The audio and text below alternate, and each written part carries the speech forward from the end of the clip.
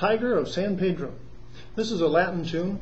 I've been working with a community jazz band for last year, and they've invited me back this year, so must not have done too bad last year. Anyway, I wanted to talk about this because this is a pretty active chart, and it is not a terribly difficult arrangement, but there's quite a bit of moving around, let's say.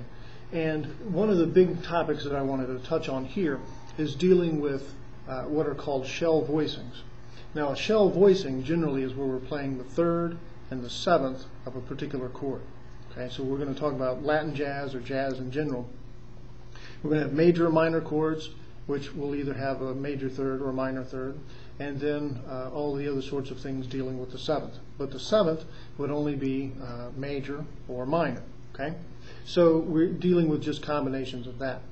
Now, in this particular chart, what we're dealing with in the beginning is that we're going from D minor 7 to E flat. We're going to assume that it's E flat major 7. We have other things that are specific later in the chart, which would say, for instance, E flat 6 9. We're only going to play E flat 6. We'll get there when we get there. Okay, so we've got a start of well, an 8 measure rest for us because something else is going on. But starting on measure 9, we have D minor, which we'll assume to be D minor 7, and E flat, which we will assume to be E flat major 7, and then it continues back into D minor, and then A minor 7, later with an E flat, and so on. So we'll just walk through these a little bit. Now, the way I've been playing this is I've been playing my D minor 7 here. Okay? So what I'm playing is I'm playing a D for the 1, then the flat third, or in this case F, and then the flatted 7th, or C. Okay? Now, with a shell voicing, what we would do is we would just play the third, in this case being minor, and the 7th also minor in this case. Okay? Okay?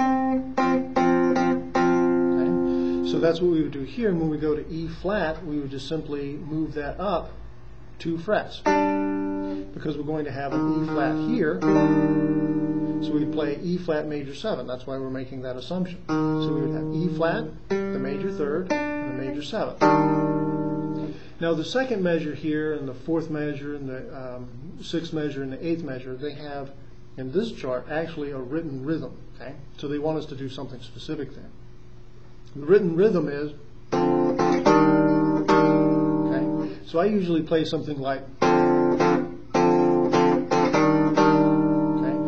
Before I have the measure before, I don't have anything written in. So I'm just playing sort of on beat 1, after beat 2, and on beat 4. So I've got 1, 2, 3, 4, 1, 2, 3, 4, 1, 2. See what I mean? So when I play that, if I played a 2-measure phrase, I would have 1, 2, 3, 4, 1, 2, 3, 4, 1, 2, 3, 4, 1, 2, 3, 4, 1, 2, 3, 4. Okay? So what I'm doing is I'm following a 3-2 clave beat. Okay? More about that later, or you could YouTube 3-2 clave beat and see what you come up with. Maybe there's a lesson. I don't know. But I'm not going to get into one now. So what we have is we have okay, so it gets real specific. It wants ba da da da, and it changes right there. Ba da da da. Okay, so we'll go ahead and play that through, and we have the voicing of D minor 7, E flat major 7, back to D minor 7, A flat minor 7, okay, and back again, back here. And I'm going to use, they have E flat with an A. I have no idea what they're talking about. But I'm going to play an E flat major 7, see how it turns out. It usually turns out pretty good in the song against the rest of the band, so we'll leave it at that. Okay? 1, 2, 3, 4.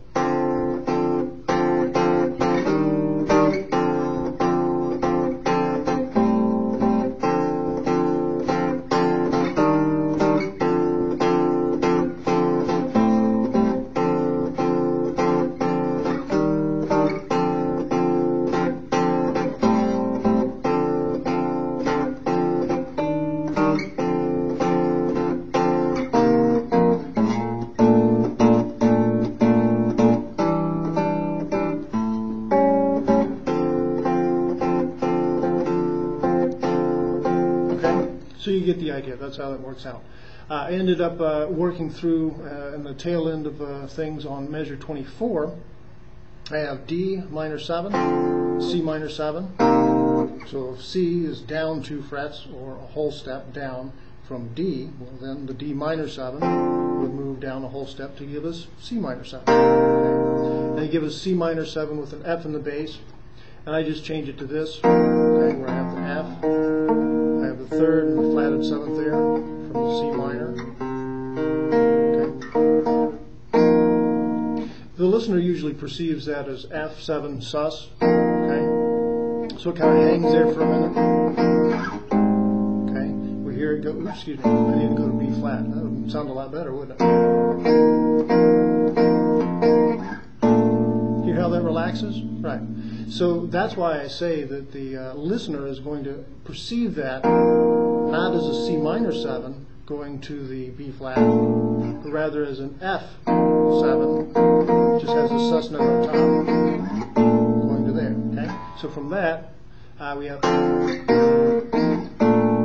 but you hear it resolve when we do that. Okay.